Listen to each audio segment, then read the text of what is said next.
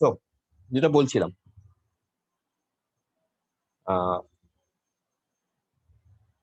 এই যে সিএসএমএসিডি কিভাবে কাজ করছে, টেকনিকটা মাল্টিপল অ্যাক্সেসকে আমরা কিভাবে অ্যাচিভ করছি, কিভাবে আমরা কলিশনকে ডিটেক্ট করছি। অ্যাকচুয়ালি কলিশন ডিটেক্ট করার মানে আর কিছুই নয়, somewhat we have to,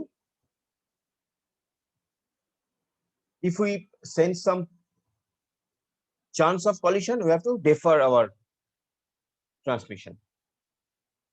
তো ইনিশিয়ালি আমি যেটা করছি সেটা হচ্ছে একটা ভেরিয়েবল, তার ভ্যালুকে আমি 0 ধরে কাজ শুরু করছি।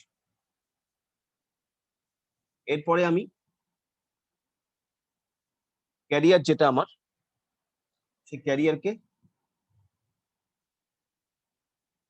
সেন্স করছি যে whether some another station is sending data at that time or not. Sense করার ফলে আমি দুটো অপশন পাবো।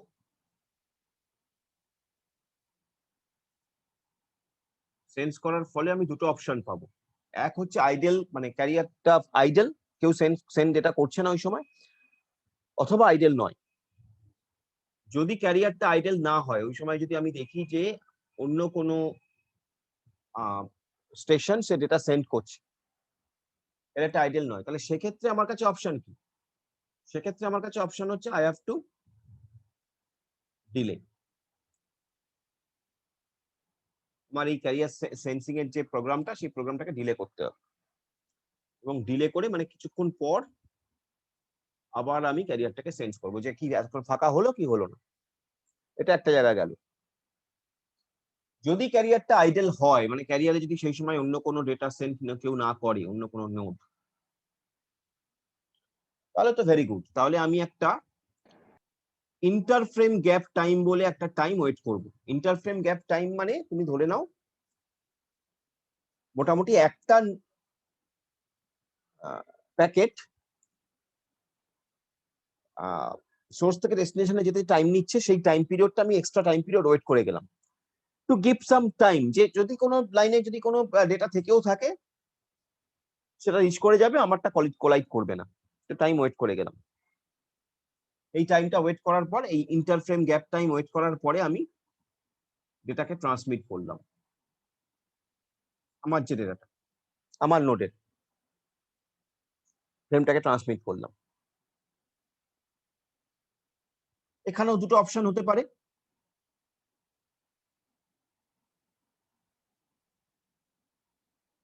এই দুটো অপশন, কলিশন হবে অথবা কলিশন হবে না, তাই না? কলিশন হবে অথবা কলিশন হবে না। যদি কলিশন না হয়, যদি কলিশন নো হয়, তাহলে তো সাকসেস। কলিশন হয়নি তার মানে আমার ডেটা পৌঁছে গেছে, তাহলে সাকসেস, তাই না? প্রবলেম কোথায়? কলিশন হলে।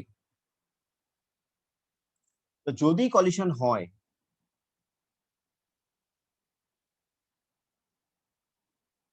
যদি কলিশন হয় তাহলে প্রবলেম। তাহলে কলিশন হলে আমাকে কি করতে হবে? আমি একটা জ্যাম সিগন্যাল সেন্ড করব আমার নেটওয়ার্কে, একটা জ্যাম সিগন্যাল সেন্ড করব আমার নেটওয়ার্ককে, যে ভাই তোমরা সবাই দাঁড়িয়ে যাও, আমার ডেটা কোলাইড করেছে, দাঁড়িয়ে যাও।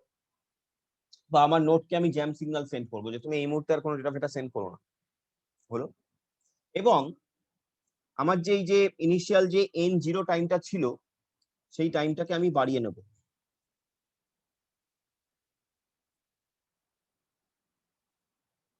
এটা অ্যাকচুয়ালি এবার বলি, এই যে এনটা এটা অ্যাকচুয়ালি ইন্ডিকেট করছে কলিশন নাম্বার। এটা অ্যাকচুয়ালি ইন্ডিকেট করছে কলিশনের নাম্বার, ঠিক আছে? কলিশনের নাম্বার ইন্ডিকেট করছে। তো ইনিশিয়ালি আমার কলিশন নাম্বার 0 ছিল। এখানে এসে যদি আমি একটা কলিশন ইন্ডিকেট করি, যদি কলিশন পাই, তাহলে কলিশনের নাম্বার 1 বেড়ে যাবে। As simple as that. যতবার আমার কলিশন হবে 1 করে বাড়বে, তো যতগুলো কলিশন হচ্ছে আমি বলতে পারবো, ঠিক আছে? এবার এখানে এরপরে আমার আরেকটা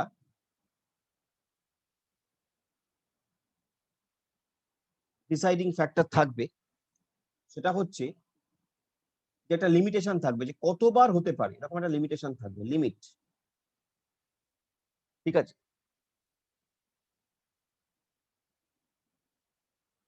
এখানে দুটো ঘটনা ঘটতে পারে। এক হচ্ছে যদি লিমিটটা রিচ করে গিয়ে থাকে,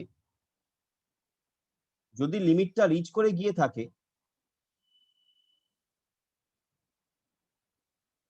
তাহলে আর কিছু করার নেই বাবা, লিমিট রিচ করে গেছে, আর সম্ভব নয় হ্যান্ডেল করা কলিশনকে। তাহলে এখানে আমাকে একটাই কাজ করতে হবে, সেটা হচ্ছে অ্যাবর্ট। আমার এই যে প্যাকেটটা, এই যে ফ্রেমটা, আপাতত এই ফ্রেমটাকে আমি অ্যাবর্ট করবো, পাঠাবো না।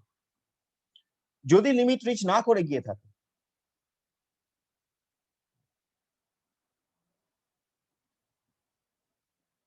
তাহলে যদি লিমিট রিচ না করে গিয়ে থাকে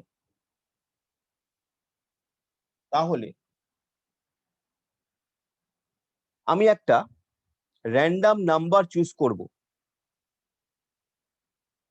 র্যান্ডম নাম্বার চুজ করব in the range of 0 to 2 to the power n minus 1, একটা র্যান্ডম নাম্বার চুজ করব, র্যান্ডম নাম্বার চুজ করব in the range of 0 to 2 to the power n minus 1, কোন n?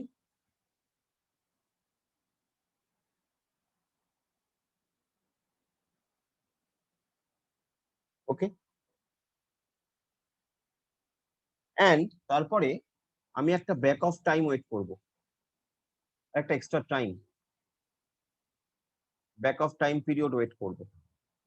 এগুলো সব প্রি স্পেসিফাইড, এর একটা mechanism আছে, সেই মেকানিজমে আমি যাচ্ছি না, ব্যাক অফ টাইমটা কিভাবে ক্যালকুলেট করে। এবং দিয়ে তারপরে আমি আবার ক্যারিয়ারটাকে সেন্স করার চেষ্টা করব যে weather now this career is idol or not. তাহলে কি করলাম, ফার্স্টে কলিশন নাম্বারকে 0 সেট করলাম, ক্যারিয়ারকে সেন্স করলাম, দেখলাম ক্যারিয়ারটা আইডল কিনা।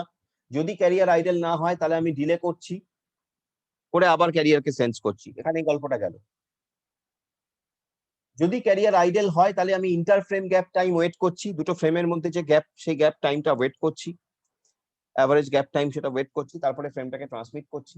যদি কলিশন না হয় তাহলে ভালো কথা, সাকসেস। যদি কলিশন হয় তাহলে জ্যাম সিগন্যাল সেন্ড করছি, নাম্বার অফ কলিশন বাড়াচ্ছি, লিমিটটাকে দেখছি যে weather I have reached my maximum limit, যদি হয়ে যায় তাহলে অ্যাভয়েড করছি, যদি না হয় তাহলে আমি একটা র্যান্ডম নাম্বার চুজ করছি এবং তার সঙ্গে একটা ব্যাক অফ টাইম ওয়েট করছি, আর একটা এক্সট্রা টাইম ওয়েট করছি, এবং ফাইনালি আমি আবার ক্যারিয়ারটাকে সেন্স করছি।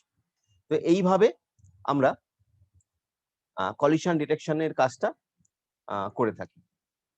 ঠিক আছে, এইভাবে আমরা কলিশন ডিটেকশনের কাজটা করে থাকি। আমি আরেকটা এক্সাম্পল নিয়ে দেখাবো, তার আগে ফ্লো চার্টটা বোঝা গেল কিনা সেটা আমাকে বলো। ফ্লো চার্টটা তোমার সামনেই আছে, ফ্লো চার্টটা বোঝা গেল কিনা সেটা একটু, ফ্লো চার্টটা বুঝতে কোনো অসুবিধে থাকলে বলো। স্যার ইন্টার ফ্রেম গ্যাপ টাইমটা ওয়েট করছে মানে ওই জায়গাটা একটু বলুন। হ্যাঁ, ইন্টার ফ্রেম গ্যাপ টাইম মানে তুমি ধরে নাও আমি জেনারেলি আমার এই সিস্টেমে একটা ফ্রেম সেন্টার থেকে ডেস্টিনেশনে যেতে যে টাইম লাগে,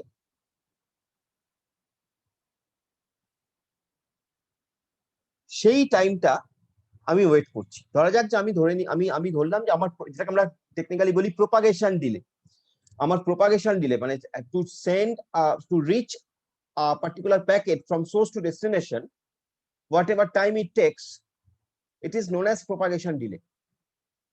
ধরে নাও যে আমার প্রোপাগেশন ডিলে হচ্ছে 1 ঘন্টা সাপোজ, বা 1 মিনিট 2 মিনিট সাপোজ, তাহলে আমি ওই টাইমটা ওয়েট করছি, 2 মিনিট টাইম আমি ওয়েট করছি। যে কেন ওয়েট করছি, কারণ যদি কোনো নোড থেকেও থাকে লাইনে, সে যাতে ডেস্টিনেশনে পৌঁছে যায়। দুটো নোডের মধ্যে, দুটো প্যাকেটের মধ্যে একটা ইন্টার ফ্রেম গ্যাপ, দুটো ফ্রেমের মধ্যে একটা গ্যাপ আমি রাখার চেষ্টা করছি। যেমন একটা একই লাইনে দুটো ট্রেনের মধ্যে একটা গ্যাপ রাখার চেষ্টা করা হয়, সেই গ্যাপটা কি? জেনারেলি রেলের রুল হচ্ছে, আমি যতদূর জানি, যে একটা স্টেশন বা দুটো স্টেশনের গ্যাপ থাকে মেনলি, দুটো ট্রেনের মধ্যে, একই লাইনে দুটো ট্রেন অ্যাটলিস্ট একটা স্টেশনের গ্যাপ থাকে। একটা নির্দিষ্ট গ্যাপ থাকে, এখানেও তাই, দুটো ফ্রেমের মধ্যে একটা গ্যাপ রাখছি আমরা। একটা ফ্রেম সেন্ড করলাম, আরেকটা ফ্রেম সেন্ড করব, ওই ফ্রেমটা ডেস্টিনেশনে পৌঁছতে যত টাইম লাগবে, ধরা যাক যদি সেটা 1 মিনিট হয়, তাহলে অ্যাটলিস্ট 1 মিনিট পরে আমি আরেকটা ফ্রেম সেন্ড করব, সো দ্যাট ওই ফ্রেমটা যাতে ডেস্টিনেশনে পৌঁছে গিয়ে থাকতে পারে। So that is basically interframe gap time. What I am talking about. That is basically interframe gap time. বুঝলেন? হ্যাঁ স্যার, বুঝতে পেরেছি।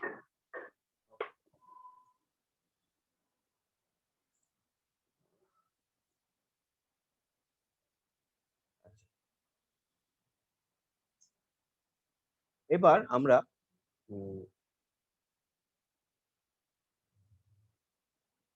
এইটার কিছু একটা একটু এক্সাম্পল একটা দেখার চেষ্টা করি, মানে কিভাবে কাজটা হচ্ছে। সাপোজ আমি এইটা মুছছি,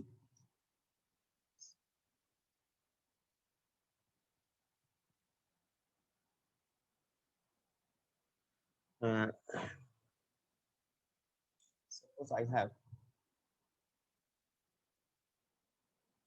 A, B এবং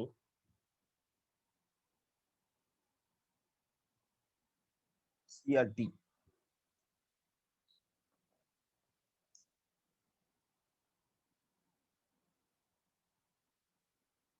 ABCD হচ্ছে নোড, এটা হচ্ছে ট্রান্সমিশন লাইন,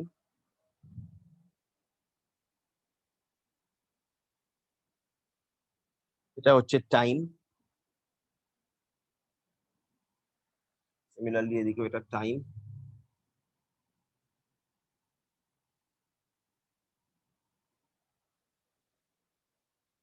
ধরা যাক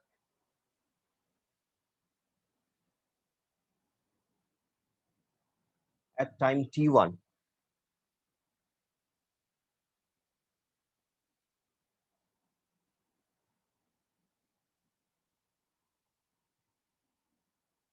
station A sending some data, first bit of A or something like that. Station A is sending some data. ঠিক আছে, এবার ধরা যাক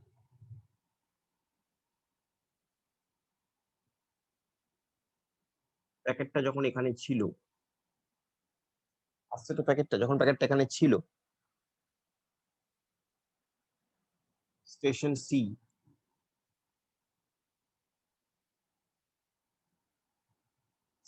সি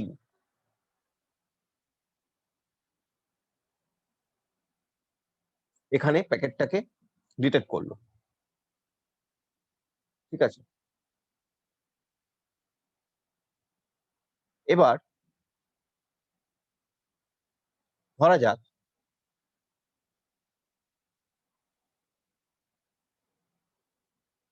স্টেশন সি সে ধরা যাক স্টেশন সি সে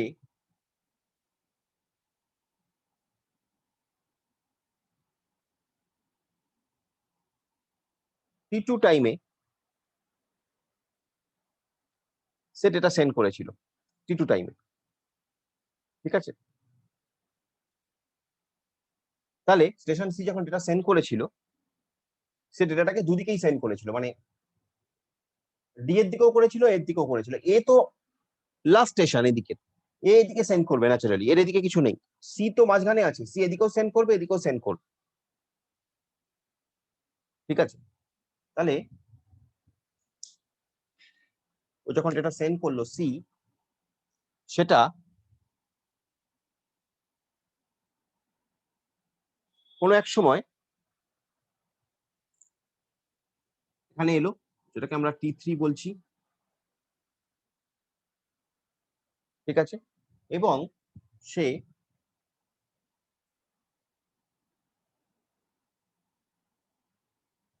কোনো এক সময় এদিকেও এলো, দুদিকেই সেন্ড করেছে, এদিকেও এসছে এদিকেও এসছে। এটাকে আমরা এখানে যখন প্যাকেটটা এসে রিচ করছে, স্টেশন সি এর প্যাকেটটা, এটাকে আমরা বলছি টাইম T4। এটা হচ্ছে first bit of C.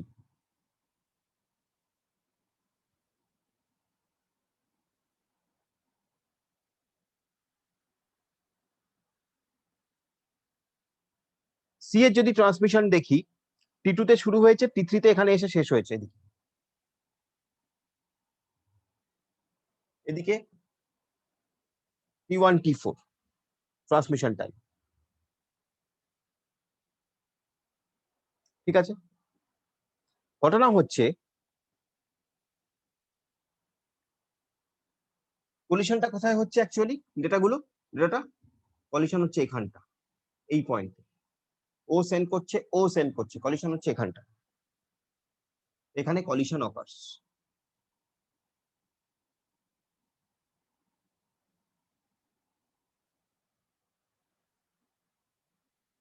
C কলিশনটাকে কোথায় ডিটেক্ট করছে? সি কলিশনটা ডিটেক্ট করছে এইখানে, কারণ ও সেন্স করেছিল এখানে, এখানে তো সেন্স করেনি, ও সেন্স করবে ওর সোজাসুজি। তো সি এখানে কলিশনকে ডিটেক্ট করছে,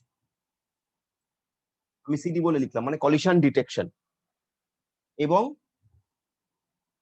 এবং তার সঙ্গে ও ডেটাটাকে অ্যাবর্ট করছে, যেই কলিশন ডিটেক্ট করলো অ্যাবর্ট করলো।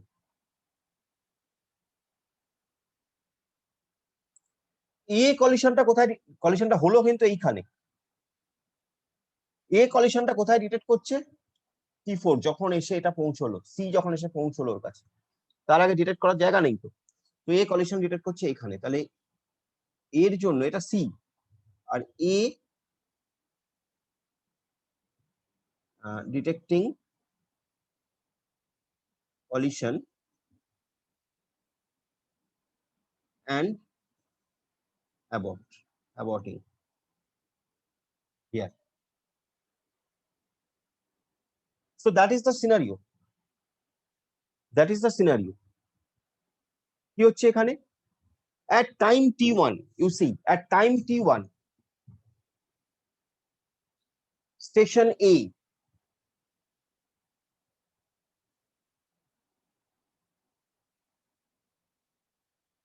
it is sending its first data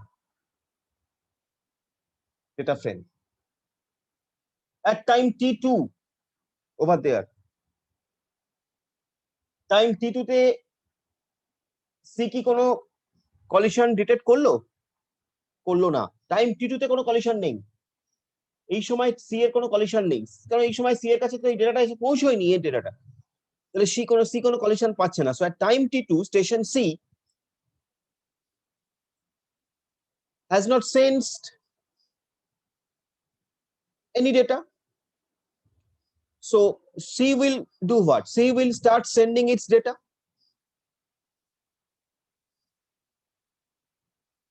Which is propagating towards the both sides. C এর যে ডেটাটা, it is propagating towards the both side.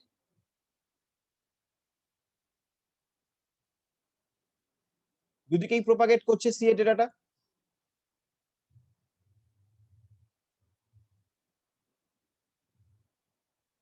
Isn't it so? দুদিকেই প্রপাগেট করছে সি এর ডেটাটা।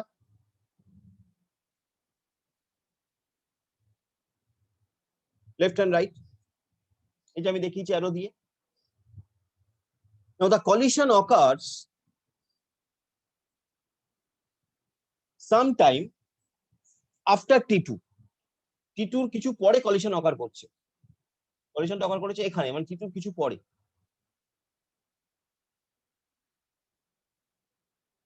And C detecting the collision at time T3, মানে এখানে যখন কলিশনটা অকার করছে, C দেখো ওটা টাইম T3, মানে এই সোজাসুজি যদি লাইনটা না মোটামুটি time T3, so C detecting the collision at time T3.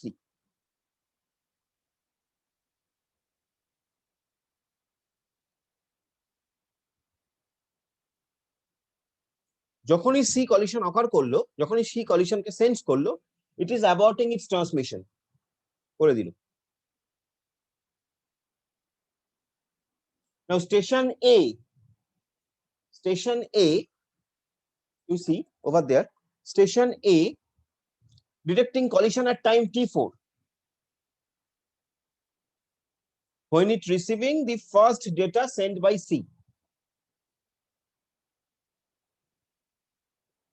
তুমি বলতে পারো যে স্যার সি তো কলিশন এখানে তো অ্যাবর্ট করে দিল, তাহলে এই ডেটাটা এখানে এলো, ও তো ততক্ষণে পাঠিয়ে দিয়েছে রে বাবা, এইখানে তো চলে এসছে, ডেটা তো আসবেই, যেটাকে পাঠিয়ে দিয়েছে একবার মুখ থেকে বের করে দেওয়া কথা যেমন ফিরিয়ে নেওয়া যায় না, পাঠিয়ে দিয়েছে যেমন তাকে আটকানো যাবে না।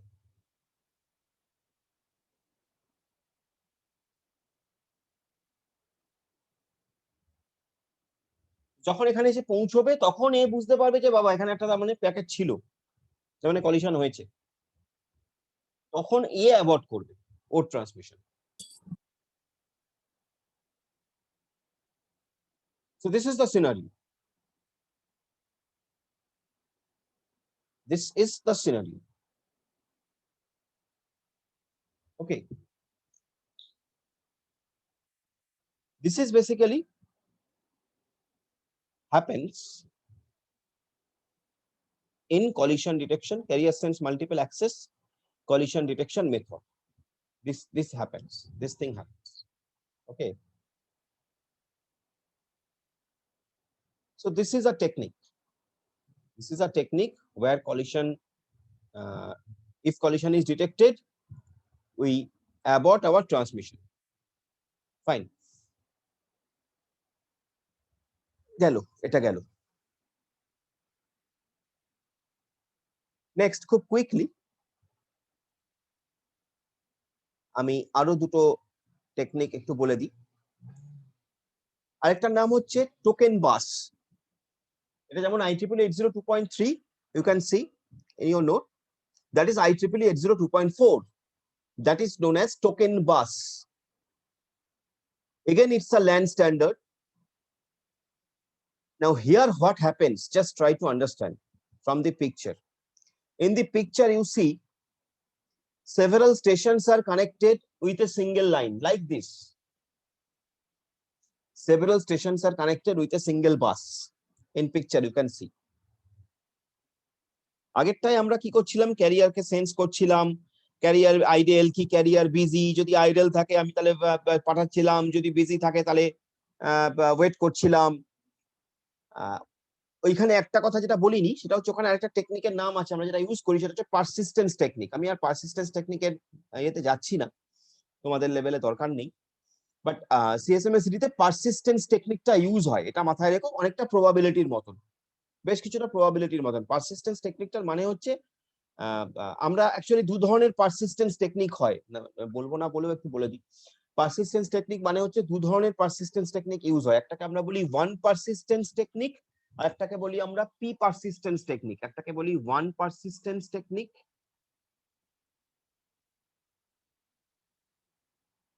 একটাকে বলি P persistence technique. One persistence টেকনিকের মানে হচ্ছে আমরা অ্যাজিউম করছি, আমরা ধরে নিচ্ছি যে আমি যখন প্যাকেটটা পাঠাচ্ছি সেই প্যাকেটটা ডেস্টিনেশনে পৌঁছবেই, দ্যাট ইজ ওয়ান পারসিস্টেন্স। আর পি পারসিস্টেন্স টেকনিক মানে আমি যদি পি পারসিস্টেন্স টেকনিক ফলো করি, that means whatever data I am sending, I am assuming that the chances of reaching of that data to the destination is P. তার মানে still there is a chance যে ডেটাটা নাও পৌঁছতে পারে, সেটা হচ্ছে 1 minus P। 1 মানে হচ্ছে সার্টেন পৌঁছবেই, প্রবাবিলিটিতে 1, যদি মনে থাকে প্রবাবিলিটিতে 1 মানে কি হবেই। এখানেও পারসিস্টেন্স 1 মানে 1 পারসিস্টেন্স মানে পৌঁছবেই, পি পারসিস্টেন্স মানে পি চান্স আছে পৌঁছানোর, 1 মাইনাস পি চান্স আছে না পৌঁছানোর। তো সেই পারসিস্টেন্স টেকনিক ফলো করা হয় সিএসএমএসডি এর কথা বলছি এখানে। Token bus is something different. Token বাসে যেটা হয়, এই যে ছবিতে তুমি দেখতে পাচ্ছ যে স্টেশনগুলো পরপর, মানে স্টেশনগুলো একটা বাসের সঙ্গে কানেক্টেড। যেটা হয় টোকেন বাসে, সেটা হলো যে এখানে আমরা বলি যে আমাদের কাছে একটা টোকেন আছে, আমরা বলি আমাদের কাছে একটা টোকেন আছে, টোকেনটা যখন যে স্টেশনের কাছে আছে সেই স্টেশন তখন ডেটা সেন্ড করতে পারবে। টোকেন কিছুই নয়, টোকেন ধরে নাও টোকেন একটা পারমিশন, একটাই টোকেন আছে, একটাই টোকেন, এতগুলো যতগুলোই নোড থাকুক না কেন, যতগুলোই স্টেশন থাকুক না কেন, একটাই টোকেন আছে, ঠিক আছে? সেই টোকেনটা যখন যে স্টেশনের কাছে থাকবে সেই স্টেশন ডেটা সেন্ড করতে পারবে। তো ধরে নাও আমার সিনারিওটা এরকম, ধরে নাও আমার সিনারিওটা এরকম,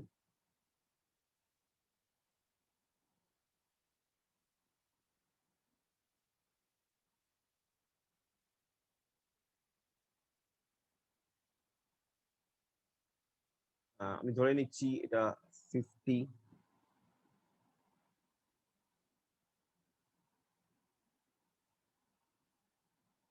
ধরে নাও এগুলো আমার স্টেশন,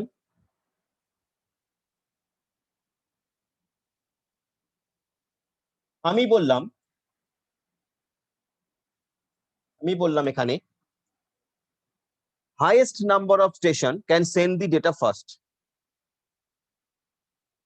সেখানে highest number station কোনটা? 120. So 120 will start sending data first. Then after 120, I said that then it will be 50. Then it will be 70, suppose. Then it will be 90.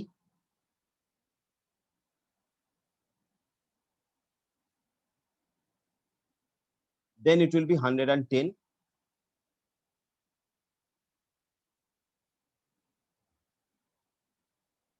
Finally, again 120.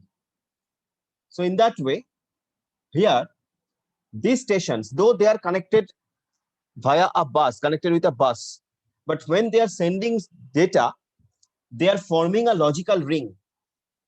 They are forming a ring which is logical. এটা actual তৈরি করছে না, রিংটা logically একটা ring তৈরি করছে। মানে 120 থেকে স্টার্ট করলো, তারপরে 50, তারপরে তারপরে অ্যাসেন্ডিং অর্ডারে তারা ডেটা সেন্ড করছে। 50 নাম্বার টোকেন নোডের যেটা নাম্বার সেটা, তারপরে 70, তারপরে 90, তারপরে 110 and then 120 again. So they are sending, they are forming a logical ring.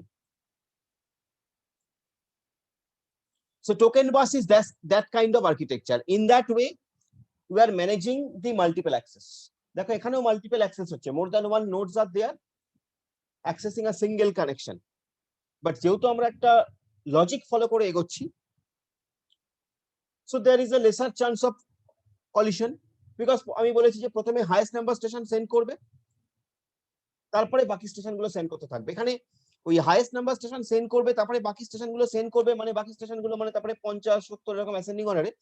এটার মানে হচ্ছে প্রথম টোকেনটা থাকবে হাইয়েস্ট নাম্বার স্টেশনের কাছে, তারপরে সেই টোকেনটা চলে যাবে 50 নাম্বার যে নোড তার কাছে, তারপরে 70 যার কাছে তার কাছে, তারপরে 90 এর কাছে, তারপরে 110 এর কাছে, লাইক দ্যাট। তার মানে টোকেন যার কাছে থাকবে সেই ডেটা সেন্ড করবে।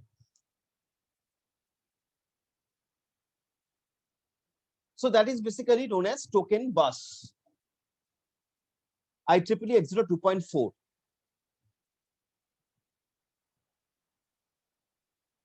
এই টোকেন বাসের যে ফ্রেম ফরম্যাট থাকে, একটু মনে রাখার জন্য এটা একটু মনে রাখতে হবে, অনেক সময় ফ্রেম ফরম্যাট জিজ্ঞাসা করে। ফ্রেম ফরম্যাট মানে কোন ফরম্যাটে ডেটা সেন্ড হচ্ছে, ডেটা যে সেন্ড হচ্ছে কোন ফরম্যাটে সেন্ড হচ্ছে। সো ডেটা সেন্ডের একটা স্পেসিফিক ফরম্যাট থাকে, সেই ফরম্যাটটা এখানে বলা আছে। সেই ফরম্যাটের ফার্স্ট যে পার্টটা তার নাম হচ্ছে প্রিমবেল। ইট ইজ রিটেন প্রিমবেল, এই ফার্স্ট পার্ট। সাইজ কত? 1 বাইট, বা সাইজ গুলো দেওয়া আছে উপরে উপরে, 1 বাইট সাইজ। প্রিমবেল সিঙ্ক্রোনাইজেশনের জন্য ইউজ হয়, যেটা সেন্ড করার আগে সিঙ্ক্রোনাইজেশনের দরকার হয়, সেই সিঙ্ক্রোনাইজেশনের জন্য প্রিমবেল ইউজ হয়। তারপরে স্টার্ট ডেলিমিটার, এটা 1 বাইট ফিল্ড। এই স্টার্ট ডেলিমিটার ইন্ডিকেট করছে যে তোমার ফ্রেমটা শুরু হচ্ছে। তারপরে ফ্রেম কন্ট্রোল, অ্যাকচুয়ালি এই ফ্রেম কন্ট্রোল অ্যাকচুয়ালি আমরা যখন এই ডেটা সেন্ড করছি, দু ধরনের ডেটা যেতে পারে। একটা হচ্ছে তোমার actual original data information, another may be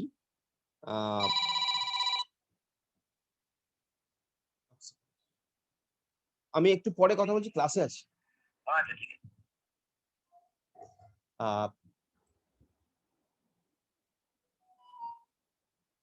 frame control যেটা, এটা বেসিক্যালি দু ধরনের। একটা হচ্ছে ডেটা ফ্রেম আর একটা হচ্ছে কন্ট্রোল ফ্রেম। মানে দু ধরনের ইনফরমেশন যেতে পারে। একটা হচ্ছে তোমার অরিজিনাল ইনফরমেশন, ইউজারের ইনফরমেশন, ইউজার যে ইনফরমেশন পাঠাচ্ছে সেইটা, সেটাকে আমরা ডেটা ফ্রেম বলছি। আর একটা হচ্ছে কন্ট্রোল ফ্রেম। কন্ট্রোল ফ্রেম মানে তুমি জানো যে নেটওয়ার্কিং এ শুধুমাত্র তো ইনফরমেশনটাই সব নয়, তার সঙ্গে কন্ট্রোলিং ইনফরমেশন, মানে যেগুলো আমার টোটাল জিনিসটাকে কন্ট্রোল করছে হেন তেন, সেইগুলো পাঠানো দরকার। তো সেগুলো হচ্ছে কন্ট্রোল ফ্রেম। তো খুব ডিটেলসে যাওয়ার দরকার নেই। দু ধরনের ফ্রেম যেতে পারে, দু ধরনের ইনফরমেশন যেতে পারে, এটা মাথায় রাখো। একটা হচ্ছে ডেটা ফ্রেম, মানে আমার ইনফরমেশন, ইউজারের ইনফরমেশন, আর একটা হচ্ছে কন্ট্রোল ফ্রেম। আচ্ছা, তারপরে হচ্ছে ডেস্টিনেশন অ্যাড্রেস, যেটার সাইজ হচ্ছে দেখো 2 থেকে 6 বাইট, মানে ডেটাটা কোন ডেস্টিনেশনে যাবে, কোন নোডে পৌঁছবে সেইটা ডেস্টিনেশন অ্যাড্রেস। তারপরে সোর্স অ্যাড্রেস, কোত্থেকে ডেটাটা আসছে সেটা। তারপরে তোমার অরিজিনাল ডেটা। এখানে একটা শর্ট কোশ্চেন আসে যে টোকেন বাসে what is the size of data, what is the maximum limit. So maximum লিমিটটা মাথায় রাখবে 8182 বাইটস। 8182 বাইটস, এটা আসে শর্ট কোশ্চেন, এসছে সেভারাল টাইমস। সো ডেটার সাইজ হতে পারে ম্যাক্সিমাম 8182 বাইটস। ঠিক আছে। নেক্সট হচ্ছে চেকসাম। এই চেকসাম ফিল্ডটা অ্যাকচুয়ালি এরর ডিটেকশন, এরর কারেকশনের জন্য ইউজ হয়। তোমাদের সিলেবাসে এরর ডিটেকশন, এরর কারেকশন আমি তো এখনো পর্যন্ত দেখতে পাইনি, নতুন সিলেবাসে নেই সম্ভবত। থাকলে আমরা করাবো। এরর ডিটেকশন, এরর কারেকশন মানে এটা সেন্ড করার পরে যদি কোনো এরর হয়, সেই এররটাকে রেকটিফাই করা। বিভিন্ন মেথড আছে। একটা মেথডের নাম, খুব কমন নাম আমি বলে রাখি, CRC, cyclic redundancy checking. CRC, তুমি কি ডেটা সেন্ড করছো, ডেস্টিনেশন সেটাকে চেক করে বলে দেবে যে এটা ঠিক ডেটা না ভুল ডেটা। সিআরসি মেথড ইউজ হয়। এছাড়া আরো অনেক মেথড আছে, যেমন চেকসাম ইটসেলফ একটা মেথড। ঠিক আছে, তো চেকসাম হচ্ছে সে ধরনের একটা এরর ডিটেকশন কারেকশন মেথড। আর একটা হচ্ছে লাস্ট একটা এন্ড ডেলিমিটার, মানে ফ্রেমটা যে এন্ড হচ্ছে, তোমার ডেটাটা এন্ড হচ্ছে সেটা ইন্ডিকেট করছে। এইটা হচ্ছে ডেটা ফ্রেমের স্ট্রাকচার। ঠিক আছে, ফ্রেমের স্ট্রাকচার। এই স্ট্রাকচারে ডেটা সেন্ড করা হয় প্রত্যেকটা, যখন এখান থেকে এখানে যাচ্ছে, এখান থেকে এখানে যাচ্ছে, কোন স্ট্রাকচারে ডেটা যাচ্ছে, এই স্ট্রাকচারে ডেটা যাচ্ছে। Fine. So that is about token bus, IEEE 802.4 token bus method. Okay, তো টোকেন বাস মেথডটা আর কিছুই নয়। এখানে ছবিতেও দেখতে পাচ্ছ যে একটা বাসের চারধারে স্টেশনগুলো কানেক্টেড, আর ওই অ্যারো দিয়ে দিয়ে বোঝানো হয়েছে তারা কাজ করছে রিং এর মতন। প্রথমে একটা স্টেশন থেকে ডেটা সেন্ড করা শুরু হলো, তারপরে পরের স্টেশনটা সেন্ড করছে, তারপরে পরের স্টেশনটা সেন্ড করছে। কেন কি? কারণ টোকেনটা এরকম মুভ করছে। টোকেন যখন যার কাছে, তখন সে ডেটা সেন্ড করতে পারবে। So that is basically token bus. Okay, now today I will give you another session. I'll give you another session where we will discuss about token ring. Just ছোট, বেশিক্ষণ সময় লাগবে না, মিনিট 10-15 লাগবে। তো token রিংটা নিয়েও আমরা আলোচনা করে নিই, তাহলে তিনটে টেকনোলজি নিয়েই আলোচনা করা হয়ে যাবে। এবং যেহেতু তিনটে টেকনোলজি খুব রিলেটেড, তিনটেই যেহেতু মাল্টিপল অ্যাক্সেস টেকনোলজি, সেজন্য আমি একই দিনে আলোচনা করে রাখতে চাইছি। তো আমি জানি আজকে দুটো সেশন হয়ে গেল, আমরা জেনারেলি দুটো সেশনে ক্লাস শেষ করি, বাট আজকের জন্য আরেকটা সেশন আমি একটু দিচ্ছি। I think you will have not any problem. আমাকে আরেকটা সেশন একটু জয়েন করো নেক্সট সেশনটায়, সেখানে আমরা একটু টোকেন রিংটা নিয়ে আলোচনা করব। তারপরে তিনজনের একটু তুলনামূলক, মানে একটুখানি তিনটে টেকনিকের কি মানে কি ডিফারেন্সেস আছে সেগুলো নিয়ে একটু আলোচনা করবো, এবং that will be end of our class. So please join me in another session. We will discuss about token ring over there. Okay. I hope up to this it is fine. And if you have any doubts also, you can ask me in the next session. ঠিক আছে? কোনো doubt থাকলে next সেশনে জিজ্ঞাসা করে নাও। তো next সেশনে এসো, আমরা নেক্সট সেশনে একটু আলোচনা করি টোকেন রিংটা নিয়ে। Come to the next session please.